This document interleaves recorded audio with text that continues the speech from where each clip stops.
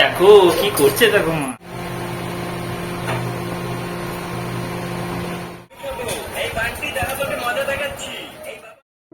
Good morning everyone, কেমন আছো? আশা করছি সবাই খুব ভালো আছো। আর আমিও ভীষণ ভালো আছি, আমার পরিবারের সকলে খুবই ভালো আছে।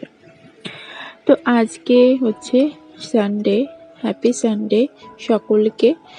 তো আজকে এই রবিবারের স্পেশাল একটা ব্লগ হতে চলেছে তোমাদের জন্য। তো চলো আজকের এই রবিবারের স্পেশাল ব্লগটা এখন থেকে শুরু করছি। আশা করছি আজকে ব্লগটা দেখতে তোমাদের খুবই ভালো লাগবে। তো চলো আজকে ব্লগটা শুরু করা যাক। সকালে ঘুম থেকে উঠেছি একটুখানি দেরি করে, কেন আজকে তো সানডে আর আমার হাজবেন্ডের অফিসে ছুটি থাকে স্যাটারডে আর সানডে। তো এই দুটো দিন আমি একটু ঘুম থেকে দেরি করে উঠি, যেহেতু অফিসের জন্য সকালের আমার কোনো রান্নার তাড়া থাকে না, তাই একটুখানি লেট করে ঘুম থেকে উঠি। থেকে উঠেই আমার একটা গুড হ্যাবিট বলতে পারো বা ব্যাড হ্যাবিট, যে যাই বলো, সেটা হচ্ছে সকালবেলায় ঘুম থেকে উঠে সমস্ত কাজ টাজ হালকা আমার যে হাতের কাজগুলো থাকে সেইগুলো সেরে আমি স্নান করে নিই। ওই হলো সকালবেলা আমার স্নান করার একটা অভ্যেস।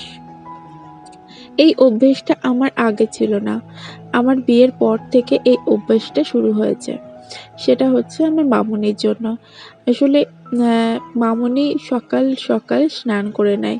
আসলে আমাদের বাড়িতে প্রত্যেকটা বাড়িতেই বেশিরভাগ আমাদের সকালবেলাতেই সমস্ত কাজকর্মটা হয়ে যায়, তাই আমরা সকালবেলাতেই একদম 9টার মধ্যেই স্নান করে নিই। আর সেই অভ্যাসটাই আমার রয়ে গেছে, এখনো পর্যন্ত ছাড়তে পারছি না। আর ছাড়তে পারলেও আমার একটু প্রবলেম আছে, কি বলতো? সেটা হচ্ছে আমার মেয়ে আছে না, ও কে আমি ঘুম থেকে তুলি হচ্ছে 9:30টার সময়। ঘুম থেকে উঠিয়ে ওকে আমি ফ্রেশ করিয়ে ওকে খাওয়াই। তার আগে আমি আমার যেটুকু কাজ সেটুকু আমি সেরে নিই, তারপরে আমি একদম ফ্রি হয়ে যাই। দেখবে স্নানটা যদি তাড়াতাড়ি হয়ে যায় না, মনে হয় যেন সারাদিনের সমস্ত কাজটাই অনেকটা এগিয়ে এসেছে। স্নানটা হচ্ছে কিন্তু একটা বিশাল বড় কাজ। তো যাই হোক, সকালবেলায় ঘুম থেকে উঠেই আমি স্নান করে নিয়েছি ফ্রেশ হয়ে। আর এখন আমি পুজো করে নেব পরে, তার আগে আমি সেরে নিচ্ছি মিঠির খাবারটা। পুজোয় বসার আগেই আমি মিঠির খাবারটাকে রেডি করে নিই। কেন? আমি যেহেতু ফুটাই ওটস বলো বা চিড়ে বলো, সেটাই আমি ওকে ফুটিয়ে খাওয়াই। আগে থেকে ভেজে রাখি ওটস আর চিড়েটা, সেটা আমি পরে জলে মধ্যে আমি ভালো করে ফুটিয়ে নিই। তার মধ্যে এই যে ড্রাই ফ্রুটসের গুঁড়োটা আমি করে রেখেছি, এটার মধ্যে আছে কাজু বাদাম, আলমন্ড আর কিশমিশ, এই তিনটে মিক্স করে আমি গুঁড়ো করেছি। আগে কড়াইতে ভালো করে নেড়ে নিয়েছি, তারপরে গুঁড়ো করেছি। তো যাই হোক, এখন আমি মিঠির খাবারটা বানিয়ে রেখে দিয়ে আমি ওদিকে চলে যাব পুজো করতে। তো সকালবেলায় ঘুম থেকে উঠেই আমার কাজে শুরু হয়ে যায় অন্যান্য দিন ভোরবেলায় রান্না। আমি অন্যান্য দিন ঘুম থেকে উঠি হচ্ছে ভোর 5:30টায়, আর এই দুটো দিন আমি উঠি ওই 8টা নাগাদ। একটু তো বলো, নিজেরও তো একটা রেস্ট বলে একটা জিনিস আছে। প্রত্যেকটা সপ্তাহে সারা দিনই আমি তোমার 5:30টার সময় ঘুম থেকে উঠি। তো যাই হোক, এখানে আমি আজকে বানাবো হচ্ছে বিরিয়ানি। আজকে যেহেতু সানডে আর এখন ওয়েদারটাও ভীষণ ভালো, আজকে সারাদিন কাল রাত থেকে বৃষ্টি হয়েছে, এখনো পর্যন্ত হয়ে যাচ্ছে। তাই ভেবেছি আজকে বিরিয়ানি বানাবো। আমি ভেবেছিলাম বিরিয়ানি আনাবো দোকান থেকে, বাট আমার হাজবেন্ড বলছে তুমি বাড়িতে বানাও, বাড়িতে বানালে সেটা নাকি বেশি ভালো হয়, অনেকটা খাওয়া যায়। কাণ্ড দেখো। তো আজকে ভেবেছি চা খাবো না, কারণ আমার দুবেলা চাটা না হলে না আমার ঠিক জমে না। তাই ভাবলাম যে আজকে যেহেতু একটু রান্না বান্না করতে হবে, রান্নাঘরে বেশিক্ষণ আমাকে সময় কাটাতে হবে, তাই একটুখানি 2 গ্লাস শরবত বানিয়ে নিলাম লেবু চিনি জল দিয়ে। আর এদিকে শরবতটা বানিয়ে রেখে এসে আমি ফুল তুলতে আসলাম। আমার এই দুটো গাছটায় একটু ফুল হয়েছে, একটা আছে তুলসী গাছ, কৃষ্ণ তুলসী, আর একটা আছে টগর। টগর গাছে ওই একটা দুটো করে ফুল হয়, আজকে যেমন দুটো ফুল হয়েছে আর দুটো তুলসী পাতা নিয়ে এসেছি। তারপরে আমি পুজো সেরে নিয়েছি, ও বাজারে চলে গেছে। আমি ওকে বললাম যে তুমি তাড়াতাড়ি যাও, বাজার থেকে আমাকে চিকেনটাকে এনে দাও, আমি ম্যারিনেট করে না রেখে দিলে সফট হবে না আর খেতেও ভালো লাগবে না।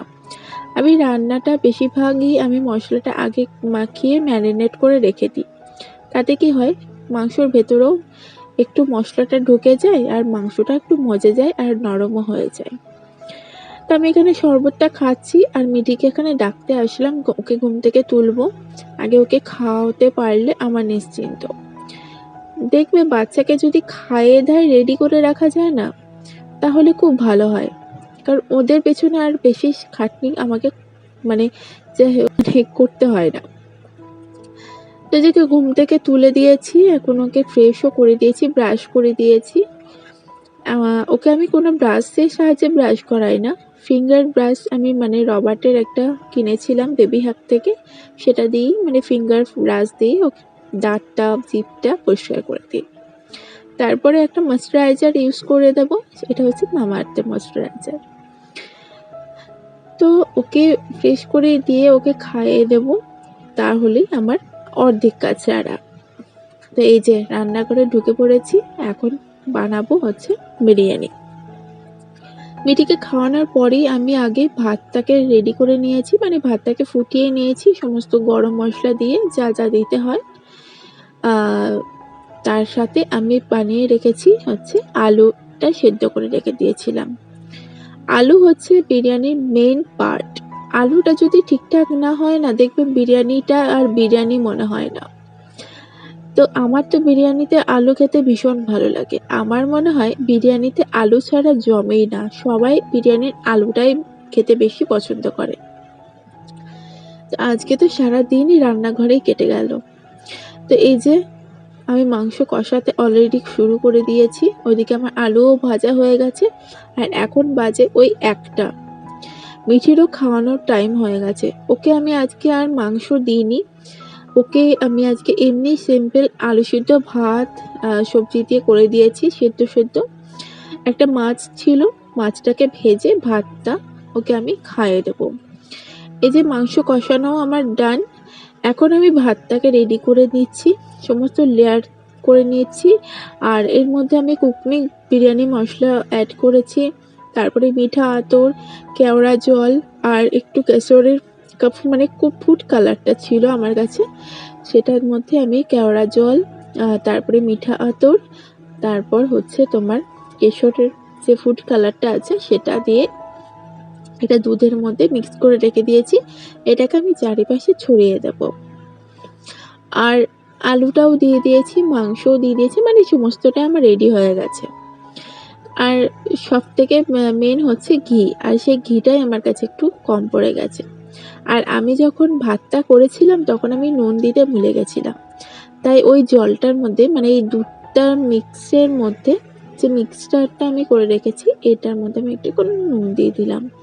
তাতে কি হলো, এর মধ্যে যে নুনটা আছে আর এটা তো একদম তলা পর্যন্ত যাবে, তো চারিপাশে নুনটা ছড়িয়ে যাবে, খেতেও ভালো লাগবে। আর সত্যি কথা বলতে নিজে রান্না করেছি বলে বলছি না, ভীষণ ভালো হয়েছিল খেতে, দারুণ ভালো হয়েছে। এমনকি কি বলবো, দোকানের থেকেও তৃপ্তি করে খেয়েছি। তো তোমরা যদি আমার হাতে বিরিয়ানি কেউ খেতে চাও, আমার বাড়িতে চলে এসো, আমি রান্না করে তো খাওয়াবো। জাস্ট জোক, না জোক না, সত্যি করেই বললাম। কাউকে রেঁধে বেড়ে খাওয়াতে পারলে না আমার খুব ভালো লাগে। তো আমি বিরিয়ানিটা একটু বেশি করেই করেছি, দাদাকে পিসিকে দেব। আমি প্রায়ই বিরিয়ানি বানিয়ে থাকি, যখন বিয়ের আগে ওখানে যখন ছিলাম মানে কাটোয়াতে, তখনও আমি মাঝে মাঝে বিরিয়ানি বানাতাম। আর তারপরে বিয়ের পরেও অনেক কবারই করেছি, সবাই খেয়ে বেশ ভালোই বলেছে। তো অনেকে খেতে চায়, মানে দাদা, মানে আমার ভাসুর আর কি, ওরাও বলে, পিসিরা বলে যে পূজা বিরিয়ানিটা বেশ ভালোই বানায়, একদিন হয়ে যাক বিরিয়ানি, তো এরকম বলে সবাই। তো দেখো আমি এখানে বিরিয়ানিটা একদম চাপিয়ে দিয়েছি আর তেলে সরি তলায় আমি একটা তাওয়া দিয়ে দিয়েছি, কারণ সেরকম তো কিছু আমার কাছে মানে কি বলে ওটাকে সরঞ্জাম নেই। তো তাওয়াতে একটুখানি জল দিলাম আর তার উপরে হাঁড়িটাকে চাপিয়ে দিয়েছি। ওই 15 থেকে 20 মিনিট মতন আমি রেখেছি, কারণ সবই রেডিই ছিল, জাস্ট একটুখানি ভাপানো হয়েছে। আর অনেকটাই লেট হয়ে গেছে, প্রায় 3টে বাজতে যাচ্ছে।